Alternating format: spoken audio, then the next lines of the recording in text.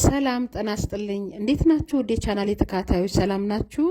እኔ እግዚአብሔር ይመስገን በጣም ደህና ነኝ። እንዴት ናችሁ? ሁሉ ሰላም ነው? ዛሬ ደግሞ እንደዚህ ኬክ የመሰለ ዳቦ ይዤላችሁ መጥቻለሁ። ያው እኔ ዳቦ አልኩት እንጂ ኬክ ነው የሚለው። እሱን ነው ዛሬ የምንሰራው። በጣም ትወዱታላችሁ። ልዩ ነው፣ በጣም ነው የሚጣፍጠው። ለመጀመሪያ ጊዜ ዛሬ ወደ እኔ ቻናል ደግሞ የመጣችሁ እንኳን ሰላም መጣችሁ እያልኩኝ ቻናሌን ሰብስክራይብ ካላረጋችሁ በማድረግ ደግሞ ቤተሰብ እንሁን። አዳዲስ ስራዎች ስሰራ ወደ እናንተ እንዲደርስ ማለት ነው። አሁን እዚህ ጋር የማቦካበት ዕቃ ላይ አንድ የሾርባ ማንኪያ የፈረንጅ እርሾ እንዲሁም ሩብ ኩባያ ወተትና አንድ የሾርባ ማንኪያ ደግሞ ስኳር አድርጌ አንድ ላይ እንደዚህ እያዋሃድኩት ነው። እንደዚህ ካዋሃድ ነው በኋላ እዚህ ጋር ነው የምጠቀመው 2 እንቁላል ነው ለነጩ ክፍል ማለት ነው። ከዛ እዚህ ጋር ደግሞ የአንዱን ከላይ ሌላውን አስኳሉን አልጨምረውም፣ የሶስተኛውን እንቁላል ማለት ነው። ነጩን ክፍሉን ጨምረን ያኛውን ግን ለበኋላ ስለሚያስፈልገን ለብቻው እንዲህ አድርገን እናስቀምጠዋለን።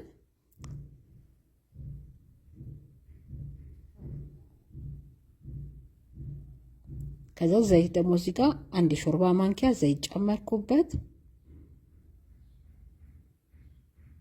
እንዲሁም ደግሞ ለጣዕሙ ደግሞ ቫኒላ ፈሳሹን ፓውደሩን ካላችሁ ፓውደሩን መጠቀም ይቻላል። እኔ ትንሽ ጨምሬበታለሁ።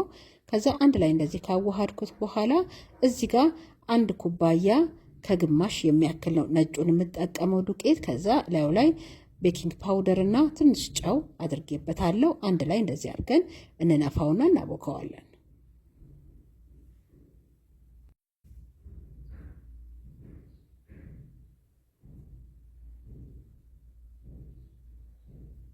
ከዛ እንደዚህ ካዋሃድኩት በኋላ በእጄ በደንብ አድርጌ እሽት አድርጌ አቦካዋለሁ። ያው እንደዚህ እሽት አድርጌ አብክቸዋለሁ። አሁን እሱን ደግሞ አስቀምጠን ከደና አስቀምጠን ደግሞ የሚቀጥለውን ደግሞ እናቦካለን። እንደዛው በተመሳሳይ ደግሞ እዚህ ጋር የፈረንጅ እርሾ ወተት ጨመርኩኝ፣ እንዲሁም ደግሞ ስኳር ጨምረን አንድ ላይ እንደዚህ አድርገን እናዋህደዋለን።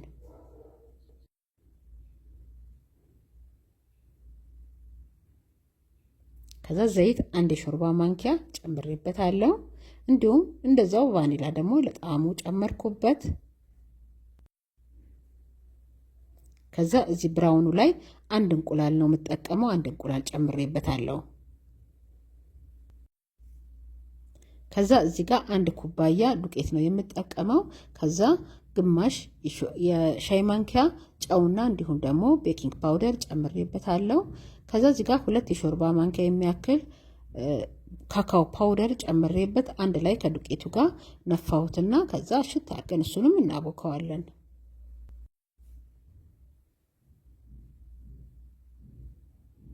ያው ሽት አድርጌ እንደዚህ እሱንም አብክቸዋለሁ። ሁለቱንም ከደኛ አስቀምጬ ኩፍ ሲል ይዤው መለሳለሁ። ይሄው ከ1 ሰዓት ተኩል በኋላ እንደዚህ ቆንጆ ሆኖ ኩፍ ብሎልኛል። ከዛ አስተካክለን እዚህ ጋር 6 ቦታ ነው የምቆርጠው።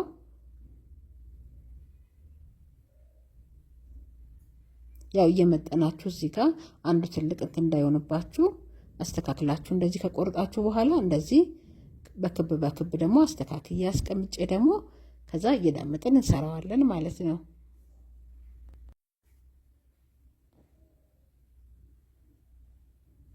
ነጩን አስተካከልኩት 6 ቦታ አድርጌ፣ እንደዛው ደግሞ ብራውኑንም ደግሞ እንደዛው አድርገን ደግሞ እናስተካክለዋለን።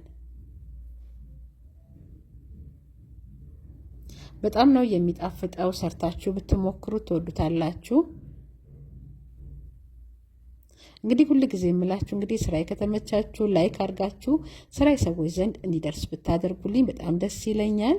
ያው ጠፍቻለሁ አሁን ላይ እና እንግዲህ ካበረታታችሁኝ ደግሞ እኔም ደግሞ ያው ስራ ይዤ እመጣለሁ፣ ብዙ ስራ ይዤ እመጣለሁ እና እናንተም በላይክ ደግሞ አስደስቱኝ እላችኋለሁና ላይክ ከሌለው ዋጋ ስለሌለው ነው ላይክ አድርጉልኝ የምለው።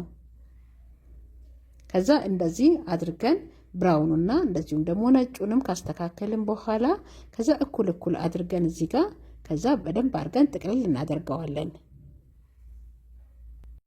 ከዛ ጫፏ እንዳትፈታብን በደንብ አድርገን ካያያዝን በኋላ እዚህ ጋር በደንብ አድርገን ማጣበቅ አለብን፣ በኋላ ላይ ፍትት እንዳይልብን ማለት ነው። ይኸው እንደዚህ አድርጌዋለሁ። ከዛ የመጋገሪያ ወረቀት ላይ አደረኩት እንዲመቸኝ ነው። እዚህ ጋር እኔ አሁን ስቆርጠው በጣም ጠጋ ጠጋ ብትሉ ደግሞ በጣም ቆንጆ ነው የሚሆነው። እኔ ትንሽ አራርቄዋለሁ የመጀመሪያውን። ይኸው እንደዚህ አድርጌ አስተካከልኩት። እሱን አስቀንጠን ደግሞ የሚቀጥለውንም ደግሞ እንደዛው እናደርጋለን። የመጋገሪያ ፓትራዬ ላይ እንደዚህ እያስተካከልኩ እያስቀመጥኩት ነው።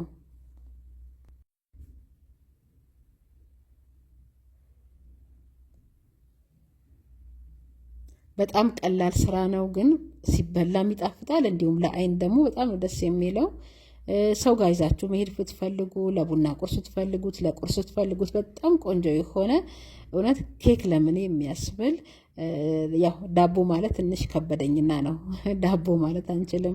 በጣም ነው የሚጣፍጠው። እንደዚህ ትንሽ ሽክርክር ብታደርጉት ደግሞ ጠበቅ ብሎ ስለሚይዝ ለዛ ነው አሁን ሽክርክር አድርጌ በደንብ እንዲጥብቅ ያደረግኩት።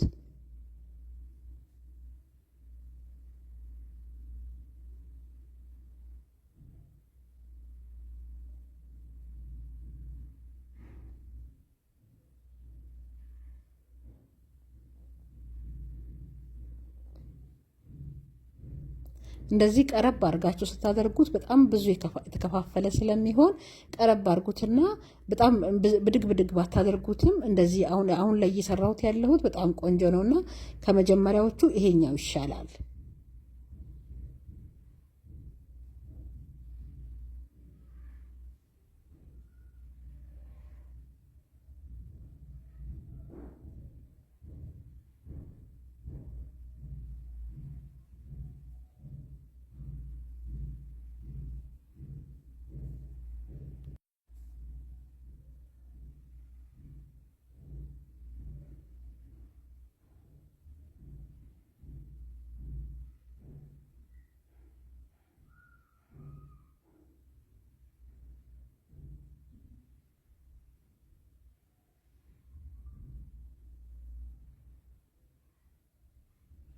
ይኸው እንደዚህ አድርጌ አስተካክየዋለሁ። አሁን ይኸው ፓትራው ላይ ሁሉንም አደረግኳቸው። ከዛ እንከድንና ትንሽ ኩፍ እንዲል አንድ 10-15 ደቂቃ ቁጭ እናደርገዋለን። ይኸው ከ10-15 ደቂቃ በኋላ እንደዚህ ሆኖልኛል። ከዛ ቀደም ያስቀመጥነውን አስኳል እዚህ ጋር አንድ የሾርባ ማንኪያ ያልሞላም ወተትን ያደረግኩበት እሱን አድርጋችሁ እንደዚህ ቅበት ተደርጎ ለመልኩ ቆንጆ ነው የሚያደርገው። ከዛ እንደዚህ ሁሉንም እንቀባውና ከዛ እንጋግረዋለን ማለት ነው። ያው እንደዚህ አድርጌዋለሁ። አሁን ይኸው ኦቨን ውስጥ አስገብቼ 200 ላይ ሙቀቱን አደረኩኝና ከላይና ከታች እኩል ለኩሼ ለ30 ደቂቃ ያክል አብስዬውን የተመለስኩት። ይኸውላችሁ በጣም የሚያምር በጣም ቆንጆ የሆነ ኬክ ለምን የሚያስብል ያው ዳቦ ማለት ይከብደኛል ብያችኋለሁ። እንደዚህ አድርገን እንግዲህ ጋግረን ብንመገበው ትወዱታላችሁ። በጣም ነው የሚጣፍጠው። ሞክሩት። በእውነት ደግሞ ሞክራችሁ በኮሜንት ደግሞ ሀሳብ አስተያየታችሁን አስቀምጡልኝ። ስለሁሉም አመሰግናለሁ። እስካሁን ከኔ ጋራ ስለነበራችሁ ስለምታበረታቱኝ እግዚአብሔር ይስጥልኝ። ይውላችሁ በጣም ነው የሚጣፍጠው። ቆንጆ የሆነ አማራጭ ነው። ስሩት። በእውነት ትወዱታላችሁ። በሚቀጥለው በሌላ ስራ ደግሞ እመለሳለሁ። ስለሁሉም አመሰግናለሁ። ሰላም ሁኑልኝ። ቻው